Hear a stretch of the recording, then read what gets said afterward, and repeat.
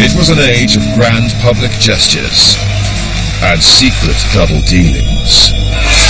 This is the story of how the Roman Republic was killed off and the Roman Empire was born. In 44 BC, Julius Caesar was cut down by his fellow senators, his friends. We reveal how his genius, his ego, his appetites led Rome to both glory and near disaster. Every action he took brought him closer to death. He's been called both hero and villain, but so have his killers. This is how Caesar came to die.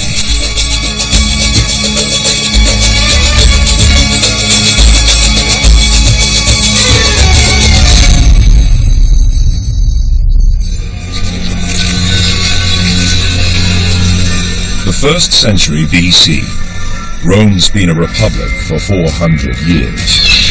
An empire without an emperor.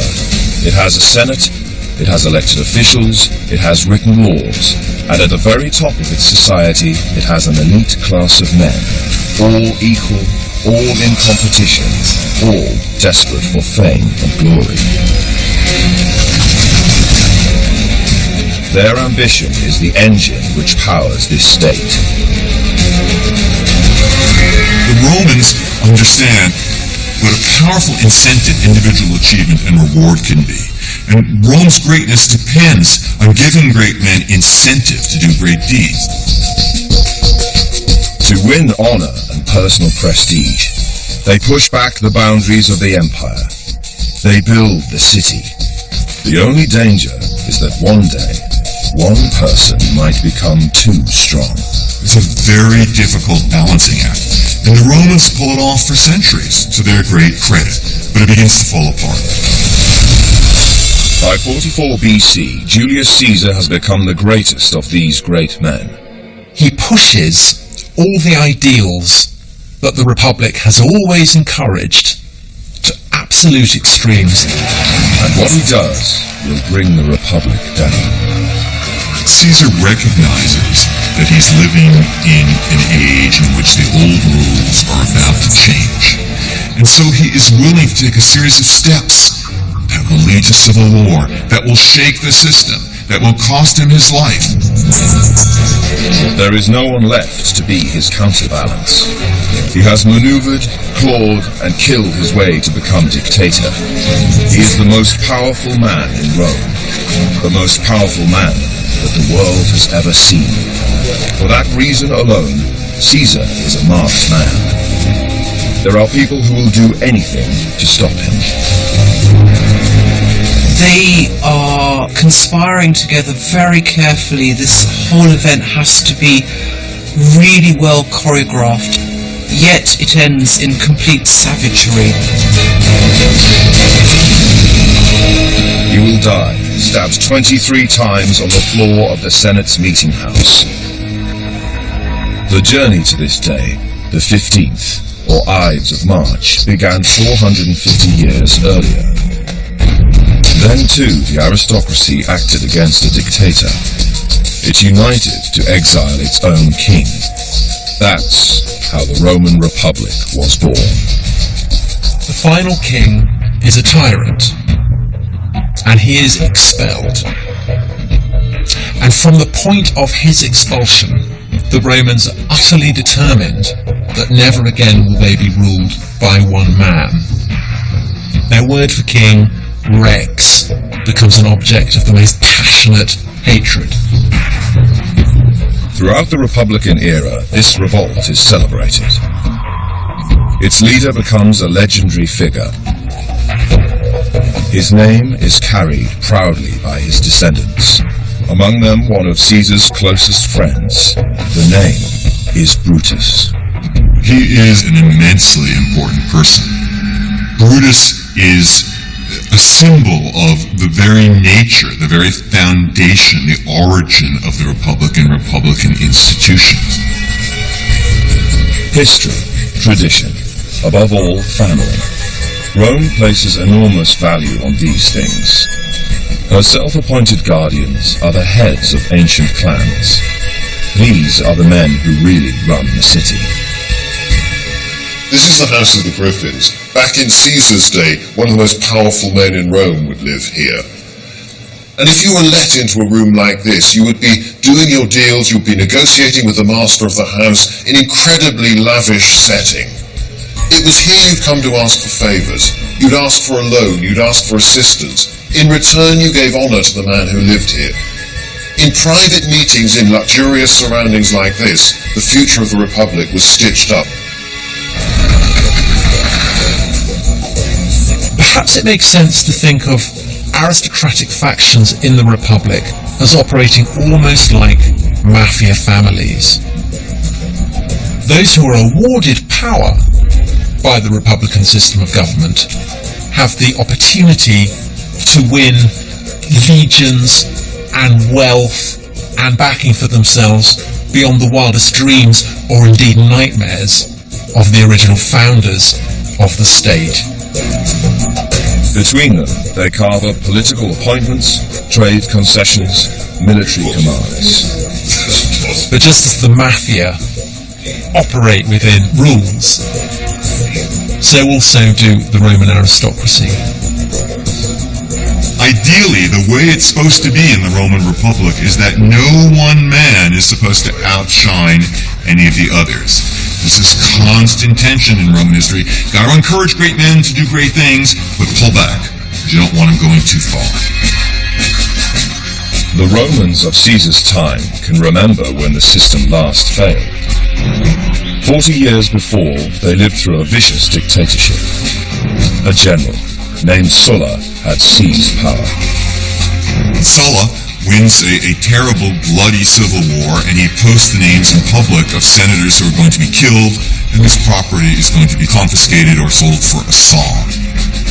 That's the world in which Caesar grew up.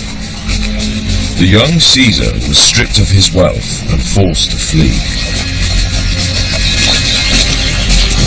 Sulla, with a sort of gracious wave of the hand, finally decided to pardon him.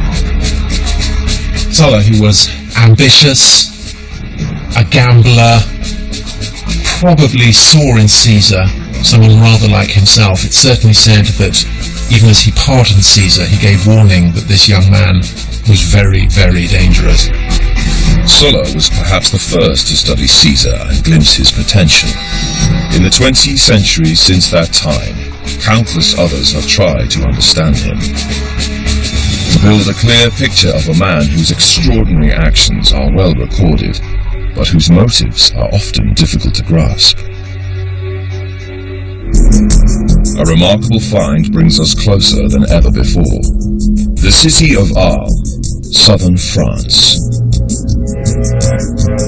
Established by Caesar as a colony for the most trusted veterans of his military campaigns, the amphitheatre here remains one of the largest, best preserved outside Rome. And from the bed of its river, the Rhone, archaeologists have pulled thousands of Roman artifacts. They made their key discovery in late 2007.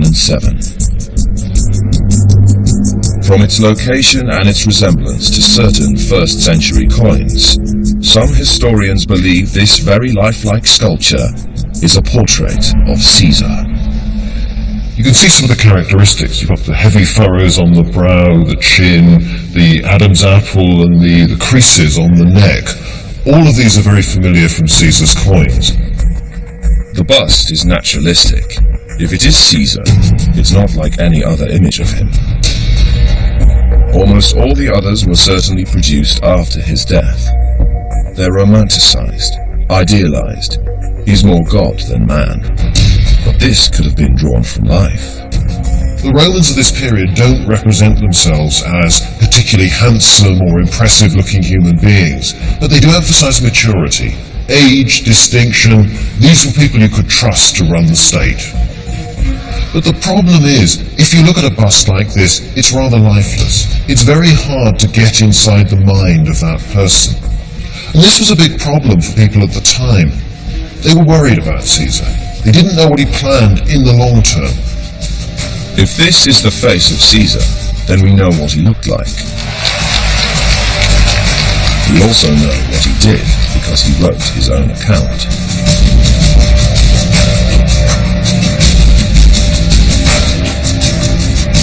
from here to conquer the entire nation of Gaul, the whole of modern France.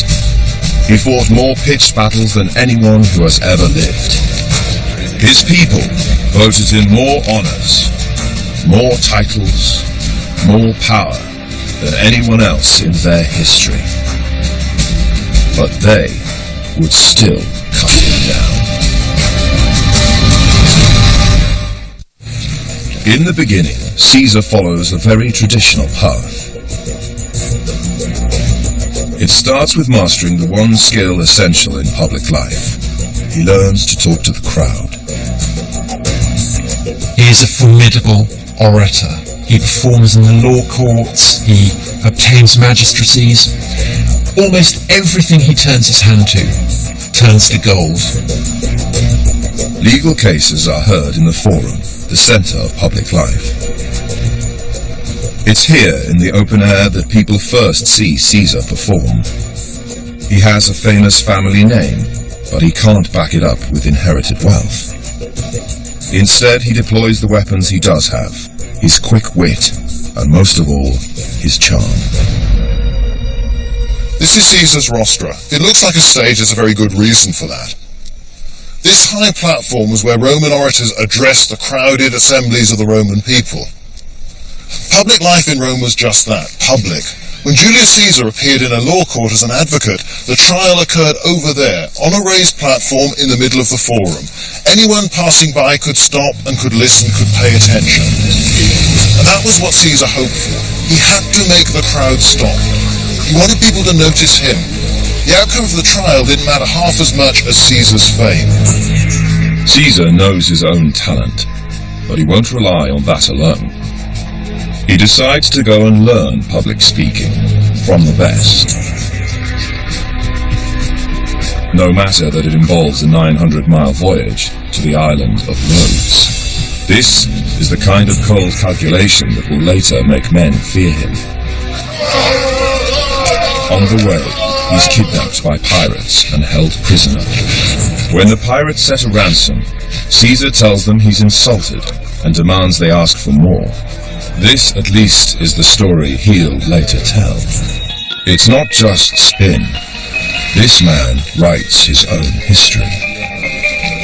One thing that's very clear about Caesar is that he wanted to be grander than his moment, bigger than mortal, that he was doing what he did for posterity.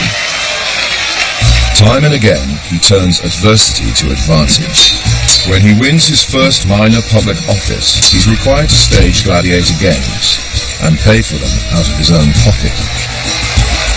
Caesar has no money to do this, but he isn't fazed. He resolves to put on the most lavish games ever seen.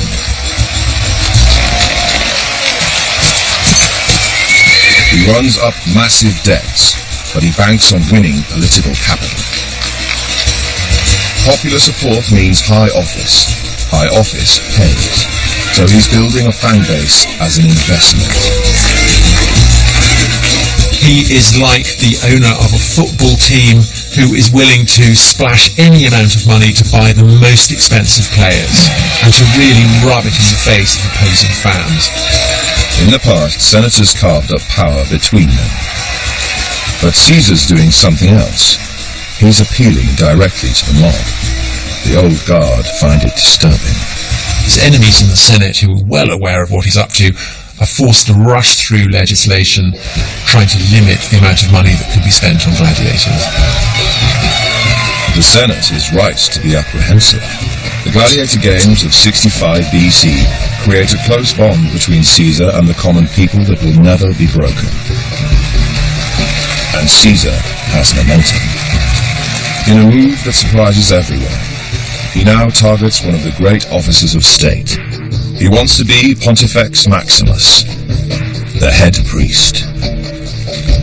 Traditionally, this is a job for a senior senator. It controls one of Rome's most revered institutions, the Temple of Vesta.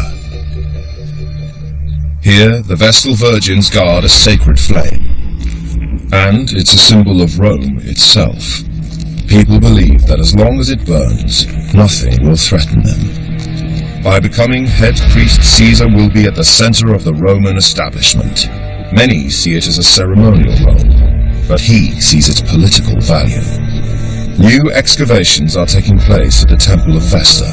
This is one of the holiest places in ancient Rome. This building served as the residence for the priestesses, who were obliged to do 24/7 service in the temple, alternating, and therefore this is the place where they lived.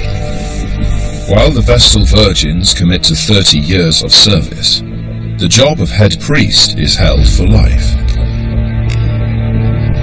The cult of Vesta represents the, in effect, survival of the community. It is the people's welfare that is at stake. So there is a great deal of political capital in being able to secure that office.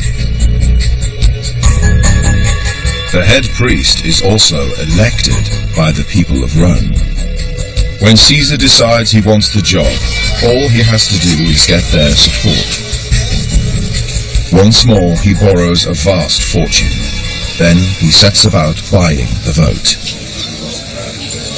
He'd spent his money well. He won election to the post of Pontifex Maximus. For the rest of his life, he was Rome's senior priest. He also got to live in the Domus Publica. That's right down there. It's in the center of the Forum. Caesar was physically and politically at the very heart of things. It was another step up the political ladder. Almost from nowhere, he's become, for life, the head of state religion. And now the establishment sees who it's really dealing with. This is a man who's not prepared to wait for power, who will take and use the offices of state, but seems not to respect them. Caesar makes it clear that he has contempt for the old order, that he's not willing to play by the rules, that he's willing to impose his own rules, and that he has a genius and a talent, an ability to speak to the people and manipulate the system that make a lot of people very, very nervous. Caesar has arrived. No one can ignore him, but neither can they yet see the threat he will become.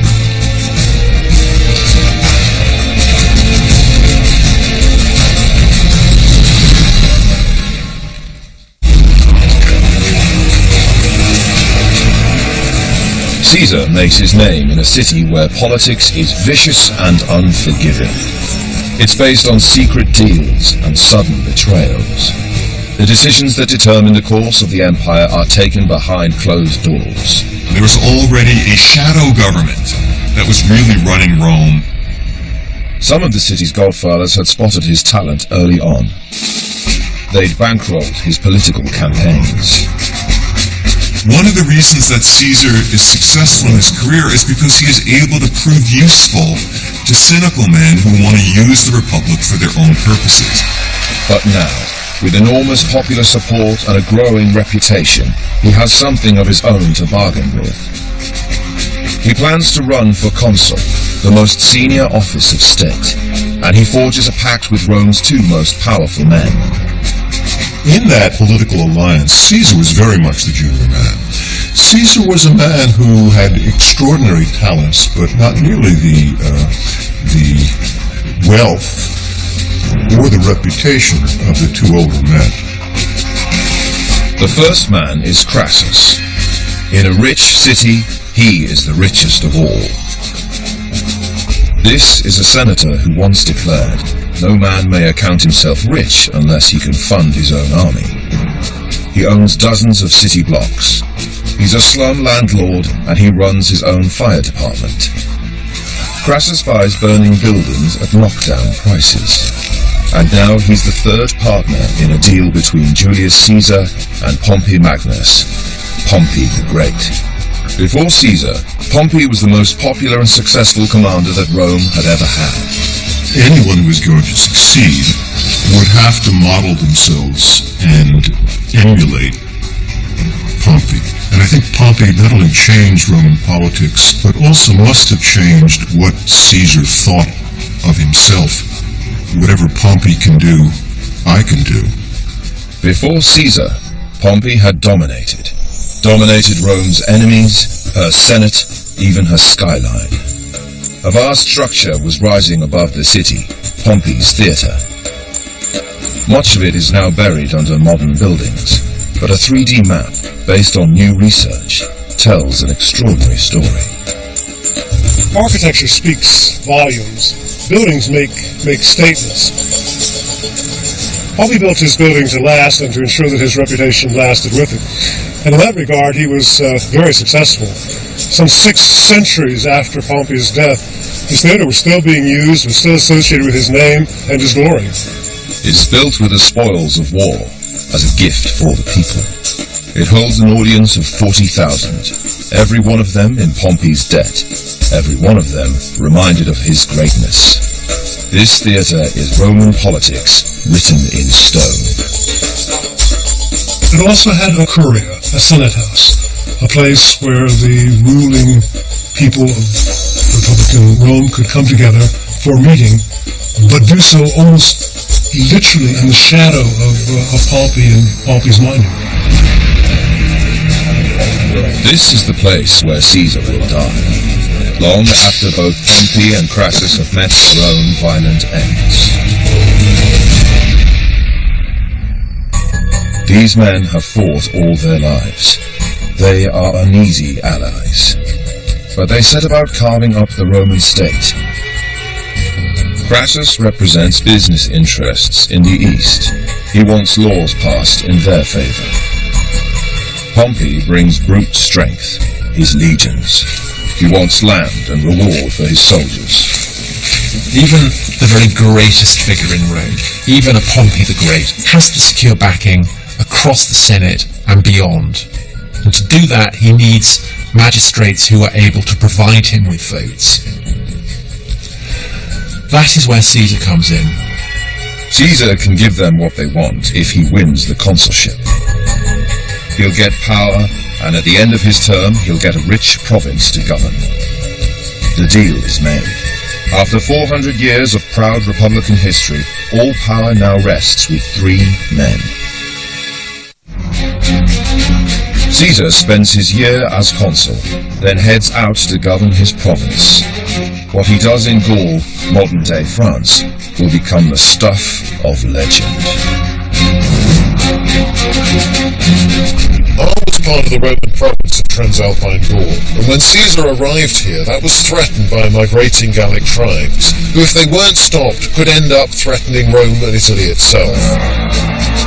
Whether the threat to Rome is real or imagined, Caesar needs no encouragement to begin a vast program of conquest. He will defeat 300 different tribes. He'll destroy 800 cities. He'll kill 1 million people. And he will still claim that he's acting only in Rome's interests.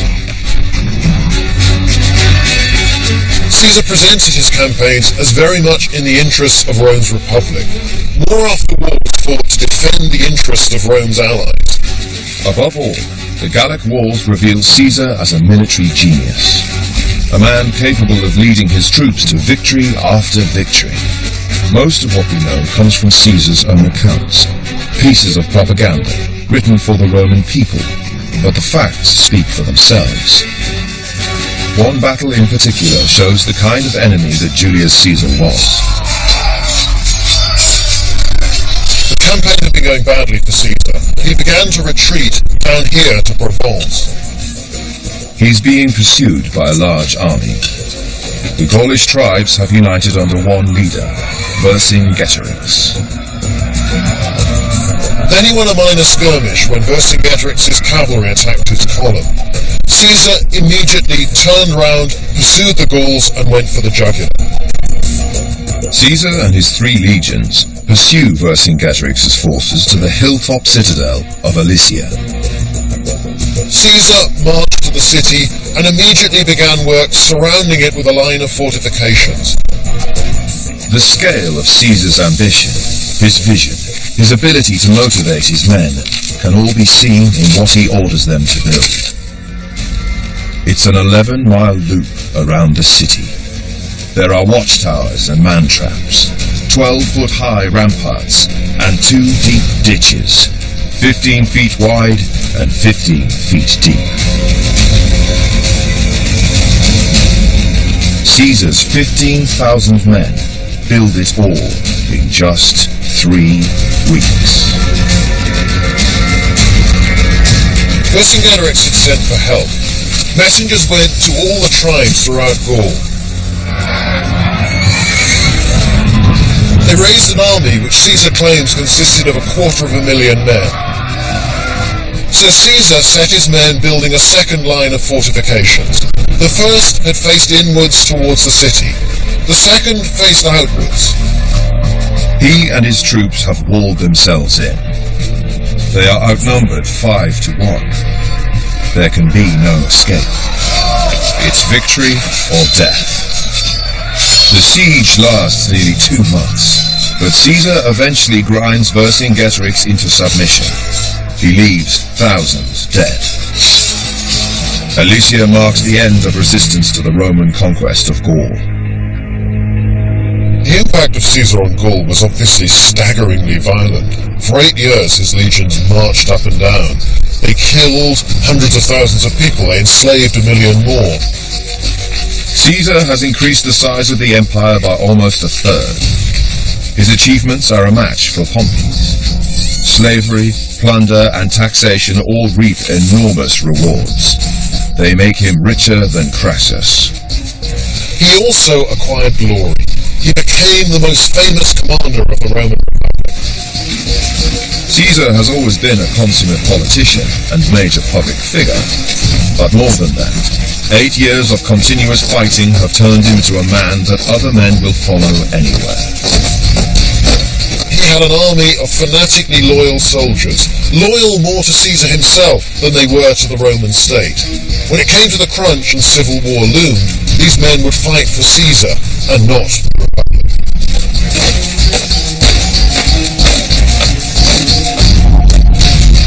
As a general, as a statesman, in terms of pure wealth, Caesar's achievements are unprecedented. It's hard to know what he will do next. What might satisfy him, or what might stop him.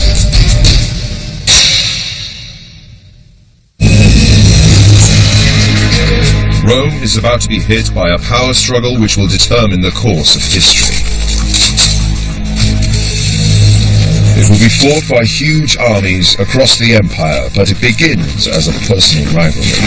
The political elite were very close-knit. They were endlessly marrying, divorcing, adopting one another, and so they would all have known one another.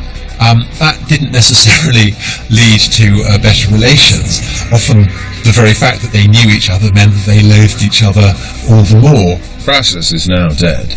Caesar and Pompey carve up power between them. It seems appalling that the fate of 50 million people around the Mediterranean and into Northern Europe should be in the hands of so few. As things stand, they balance each other. Neither can grow too strong while the other still lives. But such an alliance between two massive egos is never going to hold. So in 52 BC, Pompey and his faction strike first. They use the law. Caesar is a general in the field. They know he must obey a direct order from the Senate. They demand that he lay down his command and return to Rome. It's clearly something he will never do. And so he feels he has nothing to lose. He brings his legions up to the border of the small river that marks the limit of his province. Caesar says he's faced with a question of honor. He cannot surrender. His men will follow him anywhere. Now, no Roman general can cross into Italy with their army without it being a declaration of war against the state. Caesar does it anyway. And Rome is now at war with itself.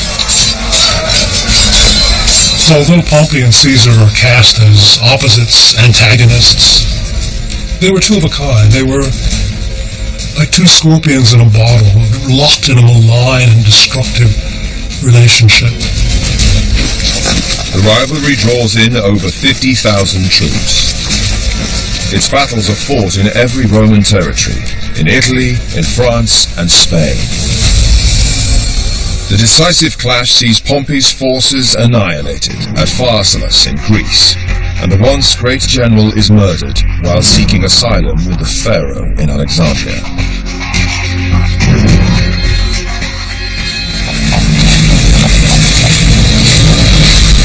When Caesar returns to Rome after some 4 years' absence, there is no one left to oppose him.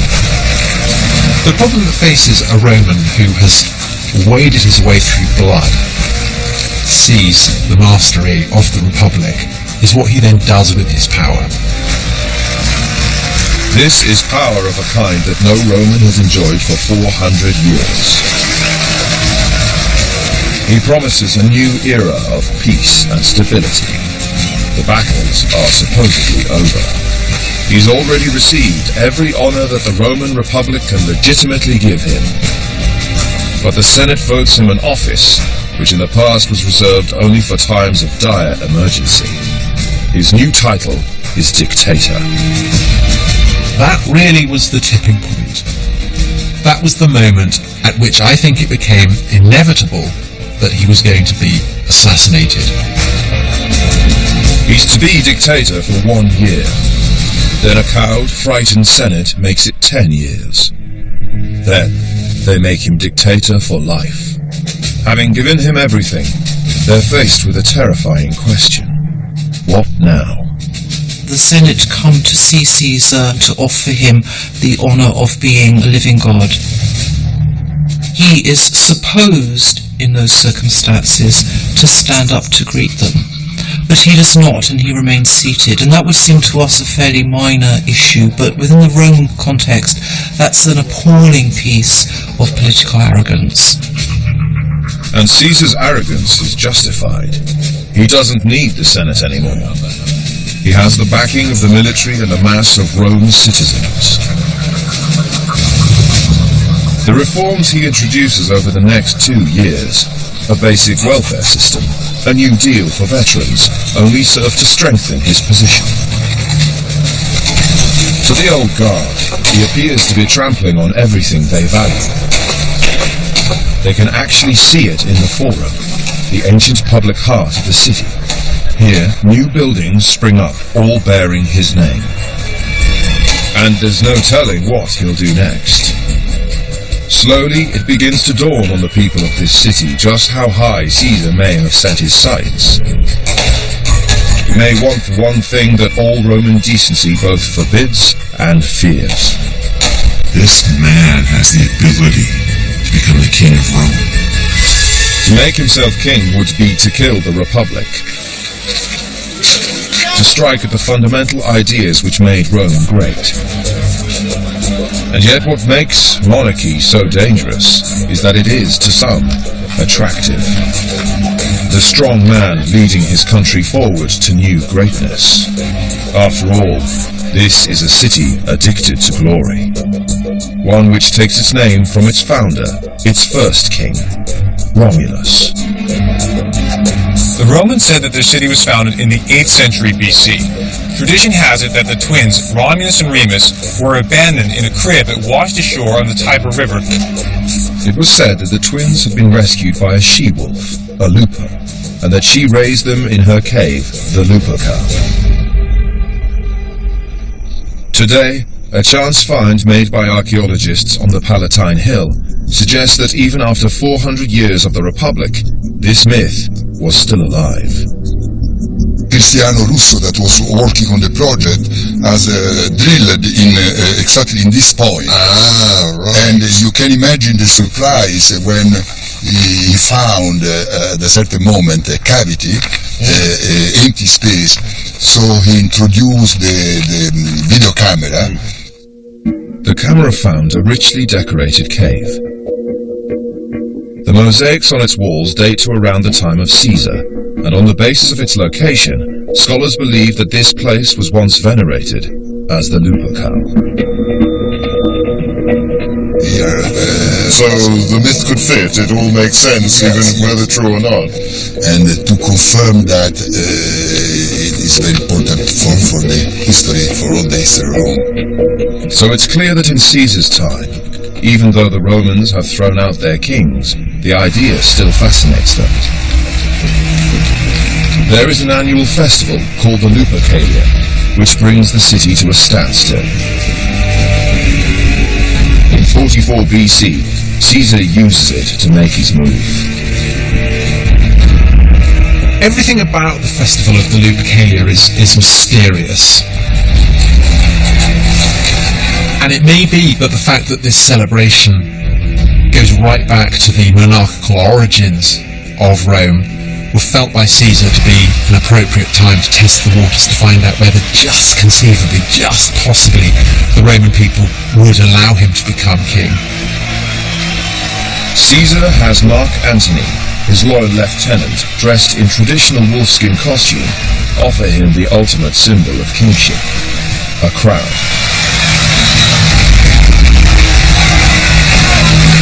The crowd didn't like that. There were silent murmurs. Caesar pushed it away and the crowd cheered. Mark Antony took it up again and again offered the crown to Caesar. He's never judged the people's mood so badly. He now has to backtrack and turn a coronation into a show of modesty. Caesar refused for the second time, and this time the crowd went wild. They cheered, they applauded. Caesar even said that he'd cut his own throat if it would please them. It's impossible to know what would have happened if the crowd had responded differently. And though he saved face, few people are now in any doubt. Caesar actually did think he deserved to be a king. Success had gone to this guy's head. He can't hide what he really thinks. And what he really thinks is, I am the greatest. For some, the waiting is over. Caesar has set himself on a course which he cannot be allowed to complete. He's too strong to defeat politically. He has to die. Soon after Mark Antony offers a crown to Caesar, a core group in the Senate begins to plot. Many are veterans of Pompey's armies, defeated by Caesar in the Civil War. They style themselves the Liberators. They believe it's their destiny to save the Republic from tyranny. Every one of them comes from the upper tier of Roman society, the old network of ruling families. The group's figurehead is Brutus. His relationship with Caesar is particularly complex. His mother had been Caesar's mistress, and so Caesar was connected to his family in a way that was not entirely appealing to Brutus. And Brutus had been an opponent of Caesar. Brutus originally had fought against Caesar in the Civil War. Caesar had adopted a deliberate policy of clemency towards the men who fought against him. Not only did he spare their lives, he publicly pardoned them. The Romans looked at Caesar's clemency and it disgusted them.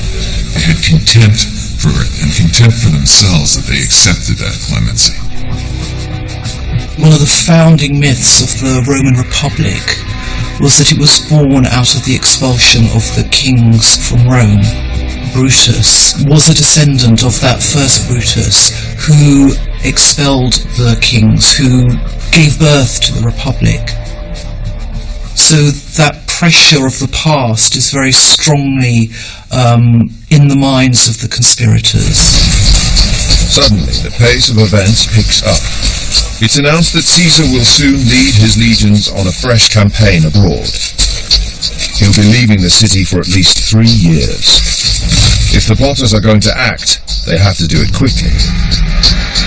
They agree on the 15th of the month, the Ides of March, when the Senate will next be in session. Word of the plot has spread, but Caesar ignores all warnings. He doesn't credit his enemies with the strength or the daring to strike. He even moves through Rome without a bodyguard. His name is protection enough. Only Mark Antony is with him, and the plotters contrive to separate the two. Antony is distracted as Caesar goes to see the Senate. On this day, ironically, they gather in the Curia, or meeting house, of Pompey's theatre. The conspirators decide to assassinate Julius Caesar in the Curia. It's very deliberate because this is a public space. This is a very powerful statement. The liberators are terrified that their plot might be exposed. They wait anxiously, their daggers hidden beneath their clothes. Caesar enters the Curia and takes his place on his gilded throne. First, one senator approaches and pleads that his exiled brother be allowed to come home. The plan assumes correctly that Caesar will refuse. That seems to have been a quite deliberate move, an expectation that Caesar's going to say no.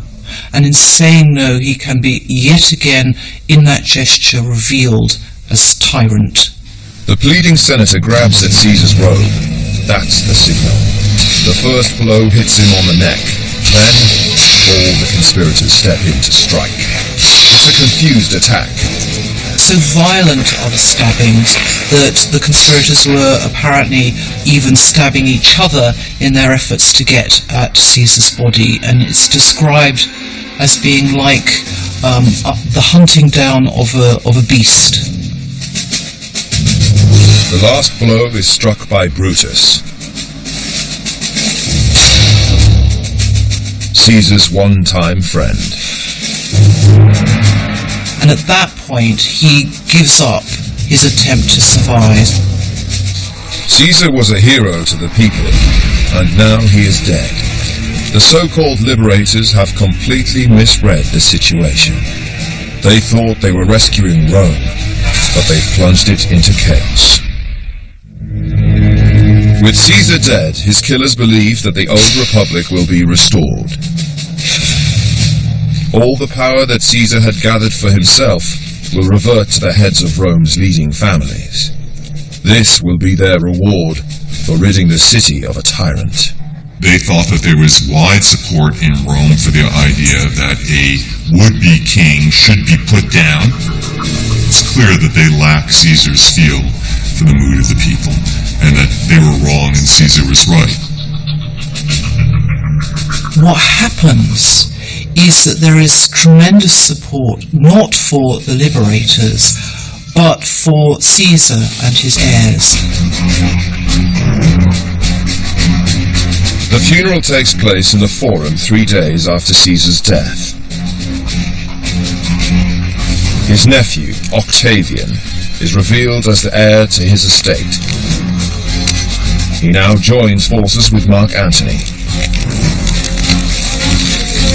Caesar's heirs work very hard to reconstruct the view of the conspiracy as not an assassination undertaken for the greater good of the state, for the benefit of the people, for the freedom of Rome, but as murder of a friend.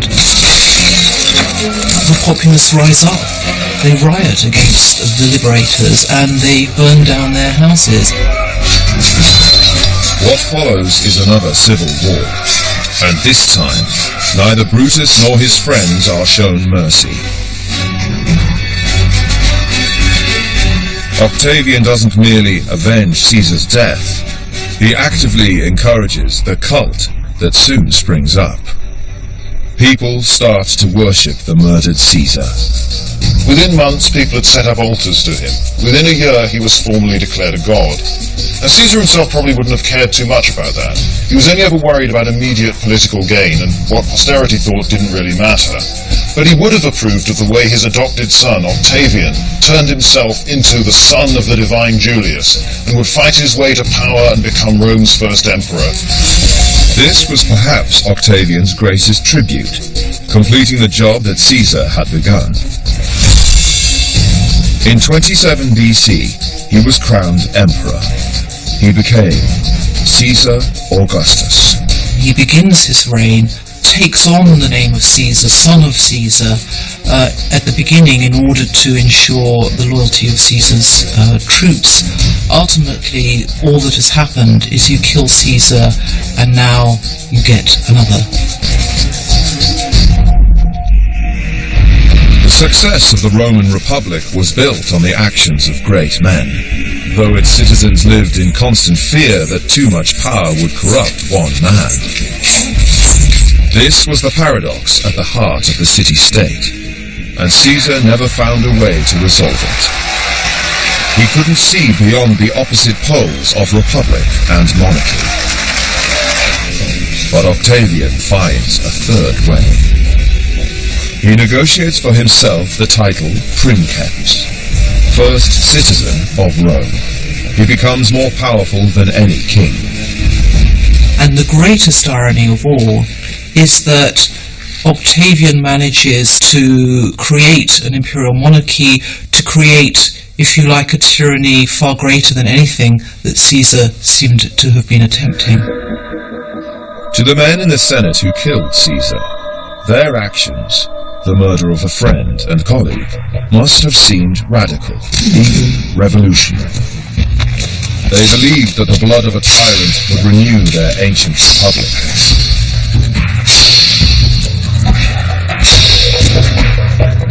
But they were wrong. The plot to assassinate Caesar was too little, too late. It was doomed to fail. The scale of the crisis that had engulfed the Republic was simply too great to be erased by the assassination even of Caesar. Caesar, the name, has a potency that will endure long after Rome itself has fallen. Indeed, even into the 20th century, there were rulers who were proud to wear it as their own personal title. That is quite some legacy. Caesar's dream of becoming king died with him on the Ides of March. But paving the way for his heir and successor, Caesar Augustus, to become Rome's first emperor, he established a dynasty and an imperial system that lasted 400 years, and a civilization